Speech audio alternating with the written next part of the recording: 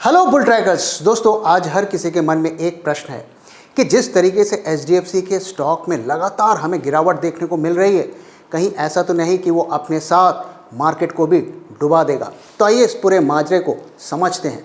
तो अगर हम देखें तो मार्केट में हमें नवंबर के मिड से एक शार्प रैली देखने को मिली और वो रैली हमें एचडीएफसी बैंक में भी देखने को मिली।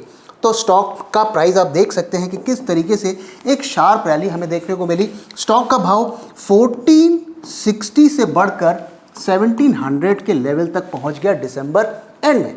और अब देखिए, रिजल्ट आने से पहले ही छोटी मोटी गिरावट शुरू हो गई थी, लेकिन रिजल्ट आने के बाद किस तरीके का शार्प फॉल हमें देखने को मिला और 2 महीने का जो गेन था वो उसने पूरे 15 दिन में ही पूरा उसका स्वाहा कर दिया।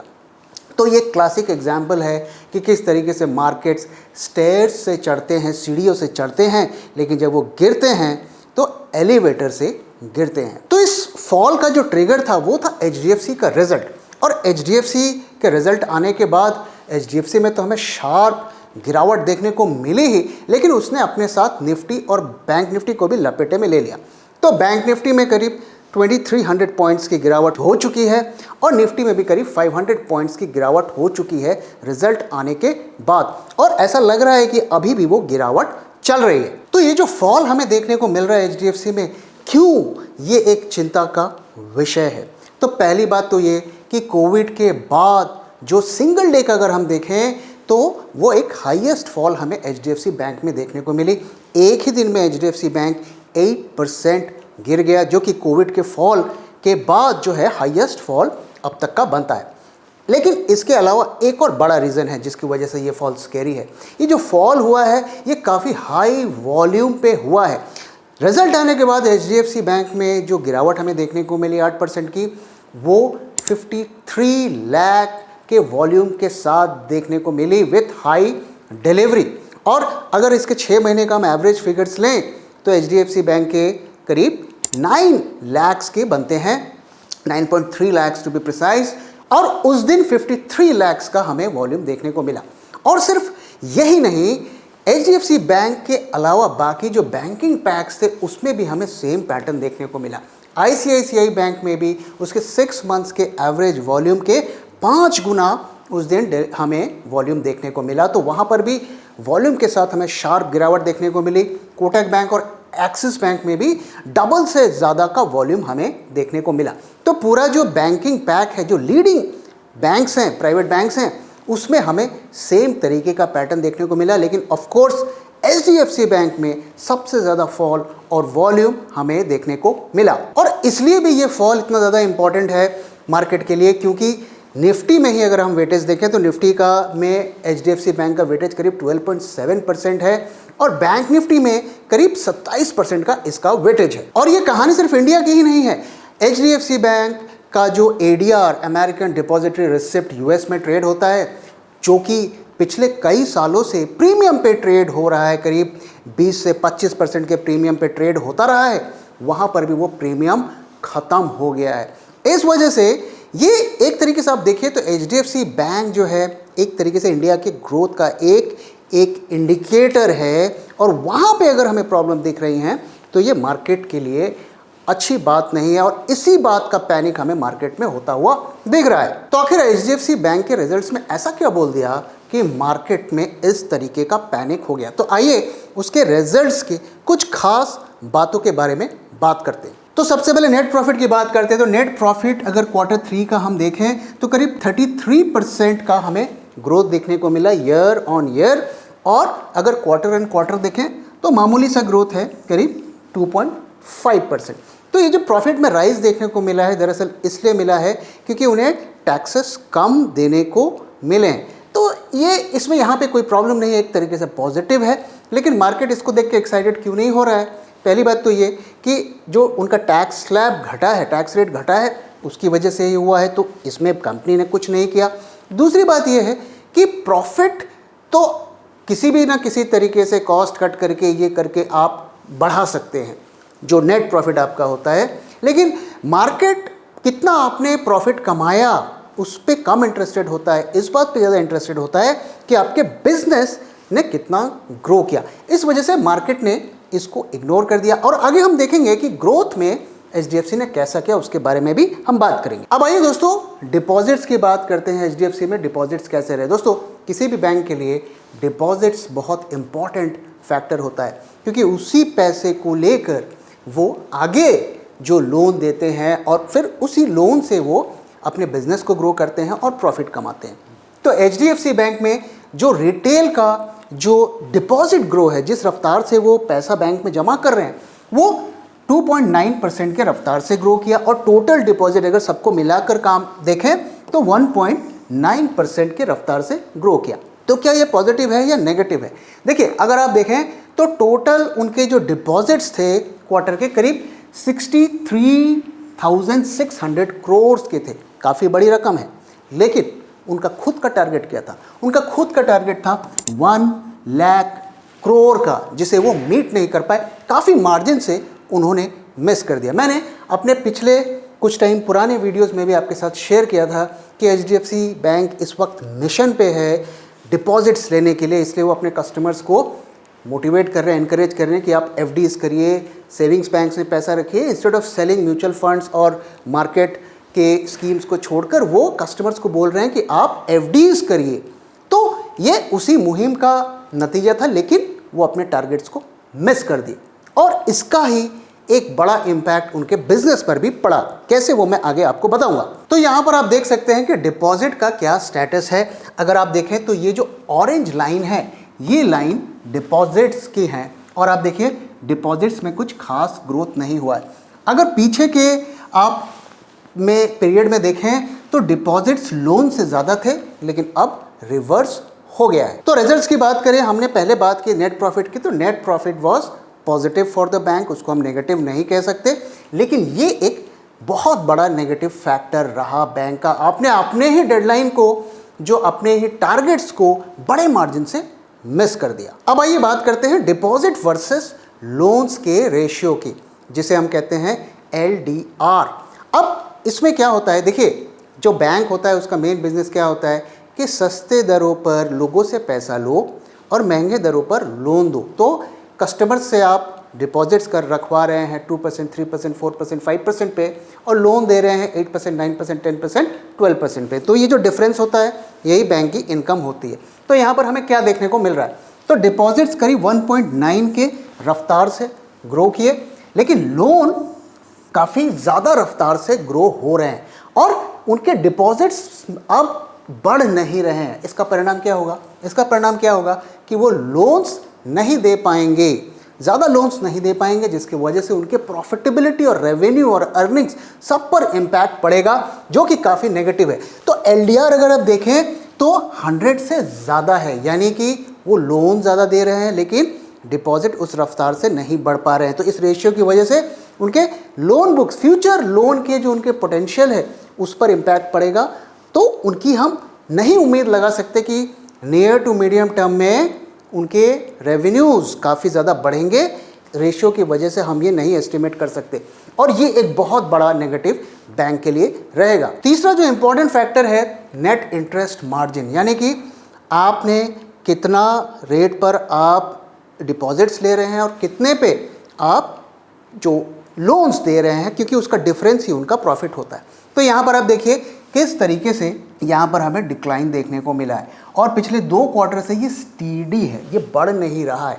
तो इसकी वजह से भी मार्केट्स काफ़ी ज़्यादा डिसअपॉइंटेड रहे हैं। तो इनके रिजल्ट्स में 3 मेजर नेगेटिव्स हैं जिसकी वजह से मार्केट्स काफ़ी ज़्यादा डिसअपॉइंटेड हो गया। पहला निम, जैसा कि मैंने बताया नेट इंटरेस्ट मार्जिन, इसमें पिछले 2 क्वार्टर से वो फ्लैट है, उसमें कोई ग्रोथ नहीं है और अगर पिछले साल से कंपेयर करें तो वहाँ पर हमें गिरावट देखने को मिली है। स्लो ग्रोथ नहीं हो रहे हैं। ब्रांचेस की अगर बात करें तो उनका 1500 ब्रांचेस का टारगेट था करीब 1 साल का, लेकिन 9 महीने हो गए और उन्होंने करीब 270 ब्रांचेस ही खोल पाए हैं और इसी वजह से जो उनके जो टारगेट्स से 1500 ब्रांचेस खोलने के वो नहीं मीट हो पाया। इसी वजह से उनके डिपॉजिट्स का टारगेट भी मीट नहीं हो पाया। तो ये भी एक बड़ा नेगेटिव है। और लोअर डिपॉजिट्स, जैसा कि मैंने बताया कि उनके डिपॉजिट्स अनुमान से कम रहे, जिसकी वजह से उनका लोन का जो रेशियो है, प्रोपोर्शन है, वो बढ़ गया और उसकी वजह से उनके फ्यूचर अर्निंग्स पर भी इम्पैक्ट पड़ा और करंट अर्निंग्स पर भी इम्पैक्ट पड़ा, क्योंकि वो एग्रेसिवली लोन्स नहीं दे पाए। इसके अलावा एक और प्रॉब्लम क्या है कि आरबीआई अनसिक्योर्ड लोन्स पे टाइटनिंग कर रहा है, उस पर उन्होंने कई तरीके के रेगुलेशंस लगा दिए हैं। और एचडीएफसी बैंक, हम जानते हैं दोस्तों, सबसे ज़्यादा अनसिक्योर्ड लोन्स एचडीएफसी बैंक ही देता है। तो इन सब कारणों से ये हमें नेगेटिव्स देखने को मिले और यही उसके रिजल्ट्स पर रिफ्लेक्ट किया। तो रिजल्ट्स अगर आप देखें तो क्यों उसके बाद इतनी गिरावट हुई, तो उसका वजह ये है कि एचडीएफसी बैंक में डी रेटिंग हो रही है। मार्केट बोल रहा है कि हम आपको इतने सालों से प्रीमियम दे रहे हैं ये सोच के कि आप ग्रोथ दिखाएंगे, लेकिन अब हम 2 क्वार्टर से देख रहे हैं कि आपके ग्रोथ उस अनुमान से नहीं हो रहे हैं, तो हम आपको प्रीमियम क्यों दें, क्यों हम आपको इतने हाई पीई पर खरीदें। तो इस वजह से ये एक तरीके की ऐसा लग रहा है कि इसमें डी रेटिंग एचडीएफसी बैंक में हो रही है और ये मेजरली एफआईआईज की वजह से हो रही है, क्योंकि एफआईआईज ने ताबड़तोड़ सेलिंग की है एचडीएफसी बैंक और आईसीआईसीआई बैंक में, क्योंकि उनके सबसे ज़्यादा उनकी ओनरशिप भी इन्हीं बैंक्स में है। तो आगे एचडीएफसी बैंक का क्या फ्यूचर रहेगा। देखिए दोस्तों, जब एचडीएफसी बैंक का मर्जर हुआ था, जुलाई में उन्होंने कंप्लीट किया, तो हर एनालिस्ट को ये पता था कि शॉर्ट टर्म में कुछ खास होने वाला नहीं है, कंपनी में पेन रहेगा शॉर्ट टू मीडियम टर्म में और इसको रिकवर होते होते काफ़ी साल लग जाएंगे। लेकिन इसके बावजूद भी इतने सारे लोगों ने हाई वैल्यूएशंस पे बैंक को खरीदा। क्यों खरीदा और अब उन्हें क्यों डिसअपॉइंटमेंट हो रही है, why is it a surprise. ये तो सबको पता था कि शॉर्ट टर्म में कुछ भी खास पॉजिटिव नहीं है, it's a long term story. तो इस वक्त एफआईआई क्यों अचानक से सेल कर रहे हैं, क्यों बड़े इन्वेस्टर इस स्टॉक को डंप कर रहे हैं, इसके बारे में हम आगे बात करेंगे। लेकिन इस वक्त अगर हम स्टॉक की वैल्यूएशन देखें, देखिए स्टॉक डेफिनेटली ओवर वैल्यूड है। 22 से 24 आप पी उसको दे रहे हैं और पिछले 2 साल से स्टॉक सुस्त है। एचडीएफसी जो है एक तरीके से अंडर परफॉर्मर स्टॉक्स में है। निफ्टी के कितने स्टॉक्स भाग रहे हैं, लेकिन एचडीएफसी बैंक नहीं भाग रहा है। तो क्यों हम उसको इतनी वैल्यूएशंस दें। तो अगर हम करंट जो उसकी रेवेन्यूज़ हैं, उसकी अर्निंग्स हैं, उसको ध्यान में रखकर इवैल्यूएट करें तो इस वक्त तो काफ़ी ज़्यादा ओवर वैल्यूड है। लेकिन अगर आप 2026 के उनके जो एस्टिमेटेड अर्निंग्स हैं उसको ध्यान में रख के रखें तो इस वक्त हम कह सकते हैं कि आपका स्टॉक इस वक्त रीजनेबली वैल्यूड है। तो अभी अगले, जैसा कि मैंने कहा, नियर टू मीडियम टर्म में इस स्टॉक में कुछ खास होने जाने वाला नहीं है। सुस्त स्टॉक चलता रहेगा और इसको कई साल लगेंगे रिकवरी होने में और अच्छे रिटर्न्स देने में। तो हम क्यों इस स्टॉक पर बेट लगाएं जब मार्केट्स में इतने सारे ऑप्शंस हैं और कई स्टॉक्स ऐसे हैं जो 30%, 40%, 50%, 100% तक के रिटर्न दे रहे हैं। तो क्यों हम इस स्टॉक पे जो है अटके रहें। प्रॉब्लम क्या है कि जो भी एनालिस्ट से आप मिलेंगे, बात करेंगे, हर एनालिस्ट इस स्टॉक के गुणगान करता है, जबकि स्टॉक पिछले 2 साल से सुस्त पड़ा हुआ है। कहीं भी कोई भी डेटा पॉइंट ऐसा नहीं है कि स्टॉक में ज़बरदस्त एग्रेसिव ग्रोथ अगले 2 से 3 साल में होने वाला नहीं है। इसके बावजूद भी मुझे समझ में नहीं आता कि क्यों लोग इस स्टॉक पर इतना ज़्यादा बुलिश हैं। खैर, वो उनका व्यू है और अगर हम इसे अगले 8-10 साल की स्टोरी मान के चलें तो ठीक है, आपको 15-20% का CAGR शायद मिल जाए। वो भी डिपेंड करेगा कि इसके कितने कॉम्पिटिटर्स आते हैं, जो डिजिटल बैंक्स, न्यू बैंक्स आ रहे हैं, वो किस तरीके से प्लेस होते हैं, काफ़ी फैक्टर्स पर डिपेंड करेगा। लेकिन मोटा मोटा अगर आपको थोड़े अच्छे रिटर्न्स चाहिए, आपको निफ्टी को बीट करना है, इन्फ्लेशन को बीट करना है, तो probably this is not a great stock to be in. हाँ ठीक है, ये आपको फ़िलहाल अगर बाकी बैंक से हम कंपेयर करें तो थोड़ी ज़्यादा आपको ये सेफ्टी देता है, क्योंकि ये इंडिया का लार्जेस्ट प्राइवेट बैंक है। इन जनरल दोस्तों, आप मेरा व्यू जानते हैं, मैं बैंकिंग स्टॉक्स में यकीन नहीं रखता हूं और हमारे बुलट्रैक पोर्टफोलियो में भी हमने कोई बैंकिंग फाइनेंस का स्टॉक ऐड नहीं किया था। उसके बावजूद भी शानदार रिटर्न्स हमें देखने को मिले और आज जब बैंक्स में इतना करेक्शन हो रहा है तो हमारे पोर्टफोलियो वहाँ से इंसुलेटेड हैं और इस वक्त भी हमें 65-68% के रिटर्न्स पोर्टफोलियो में देखने को मिल रहे हैं। तो आइए अब इसका मार्केट पे इम्पैक्ट की बात कर लेते हैं। तो जैसे कि मैंने बताया कि एचडीएफसी बैंक का जो निफ्टी में वेटेज है करीब 12.5% के आसपास है और बैंक निफ्टी में करीब वो 27% का वेटेज है। अब एचडीएफसी बैंक में इस वक्त क्या होने वाला है, तो देखिए गिरावट चल रही है, थोड़े थोड़े हमें ओवरसोल्ड होने के इंडिकेटर्स दिख रहे हैं। हो सकता है यहाँ से थोड़ी सी रिकवरी भी हमें देखने को मिले, लेकिन जिस तरीके की हाई वॉल्यूम पर सेलिंग हो रही है मुझे तो नहीं लगता कि ये रुकने वाला है और थोड़ी रिकवरी के बाद एक सेकंड राउंड की सेलिंग भी आ सकती है। ओवरऑल स्टॉक जो है प्रेशर में बने रहने की उम्मीद है। तो अगर ये गिरेगा स्टॉक तो वो मार्केट्स पर को भी इम्पैक्ट करेगा। लेकिन एक और एंगल को हमें यहाँ पर देखना है। जैसा कि मैंने बताया कि इस बैंक के अंडर परफॉर्मेंस के बारे में हर किसी को पता था, एफआईआईज को भी पता था, जो पूरे कंपनीज की सारी खबर रखते हैं। लेकिन इसके बावजूद भी रिजल्ट आने के बाद इतनी शार्प सेलिंग क्यों हुई? कहीं ऐसा तो नहीं कि इससे ट्रिगर बनाकर एफआईआईज मार्केट को गिराना चाहते हैं? 2 दिनों में उन्होंने 20,000 करोड़ की सेलिंग कर दी है। तो क्या इस ट्रिगर को यूज़ करके वो मार्केट्स को गिराना चाहते हैं? अगर आप उनके डेरिवेटिव्स मार्केट में भी देखें तो उन्होंने बुलिश पोजीशन से बेरिश पोजीशंस कर दी है। तो क्या एफआईआईज के इरादे मार्केट्स को गिराने के हैं? इसका आंसर तो हमें कुछ दिनों के बाद ही पता चलेगा, जब और डेटा पॉइंट्स हमें मिलेंगे। तो अचानक से एफआईआईज मार्केट को क्यों गिराना चाहेंगे? इसकी 2 बड़ी वजह है। पहला कि जिस तरीके से फेड और ईसीबी बातें कर रहा है, जो एक होप बनी थी रेट कट्स की, वो अब ख़त्म होती हुई नज़र आ रही है। तो यूरोपियन यूनियन का जो बैंक है ईसीबी, उन्होंने भी कह दिया है कि रेट कट्स की गुंजाइश कम है। फेड ने भी क्लियर कर दिया है कि इसकी पॉसिबिलिटी कम है। दूसरी बात आप देखिए कि यूके में इन्फ्लेशन 8 महीने के बाद पहली बार ऊपर जाता हुआ दिख रहा था। 8 महीने से लगातार वो गिर रहा था, इसलिए लोगों की होप हुई थी कि शायद रेट कट्स आएंगे, लेकिन अब वापस से ऊपर जाता हुआ दिख रहा है। दूसरी चीज़, जिस तरीके से ग्लोबल टेंशन्स बिल्डअप हो रहे हैं और कई कंट्रीज़ उस टेंशन में इन्वॉल्व हो रही है, तो ये भी एक कंफर्ट नहीं दे रहा है। इसकी वजह से भी एफआईआईज जो है सेलिंग मोड पर आ रहे हैं। दोस्तों ध्यान रखिए कि एफआईआईज जो है अमेरिका में और यूरोप में बैठे होते हैं और इनको नेटो कंट्रीज़ क्या करने वाली होती हैं, काफ़ी हद तक उनको इसकी खबर होती है। तो क्या ये एक बड़े खतरे का अंदेशा है कि नहीं है, अभी तो कहना मुश्किल है। लेकिन जिस तरीके से सिचुएशन बन रही है और जिस तरीके से वो सेलिंग कर रहे हैं इतनी स्पीड से, तो वो थोड़ा सा एक चिंता का विषय बनता है। दूसरी बात आप देखिए कि मार्केट के पास फ्रेश बुलिश ट्रिगर्स की कमी है। बीच बीच में ट्रिगर्स आते रहे, मार्केट चढ़ता रहा। इस वक्त मार्केट के पास कोई फ्रेश बुलिश ट्रिगर्स नहीं है।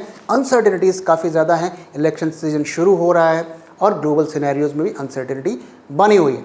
और ये एचडीएफसी बैंक का जो ट्रिगर है, ये एक बड़ा बेरिश ट्रिगर बन के आया है और इसी वजह से मार्केट में अचानक से बहुत ज़्यादा रिस्क पैदा हो गया है। दोस्तों हमेशा एक बात को याद रखिए, मार्केट्स हमेशा सीढ़ियों से चढ़ते हैं और जब गिरते हैं तो एलिवेटर से भी गिरते हैं, और जब गिरते हैं तो वो आपको संभलने का मौका भी नहीं देते हैं। इसलिए बहुत सावधान रहिए, संभल के रखिए और मार्केट में उतना ही पैसा लगाइए जितना आप संभाल सके, जितने का आप रिस्क ले सके। तो दोस्तों इसी के साथ इस वीडियो को यहाँ पे मैं ख़त्म कर रहा हूँ। वीडियो कैसा लगा जरूर बताइएगा और अपना फीडबैक भी शेयर करना मत भूलिएगा। Thank you very much for time and thank you for watching.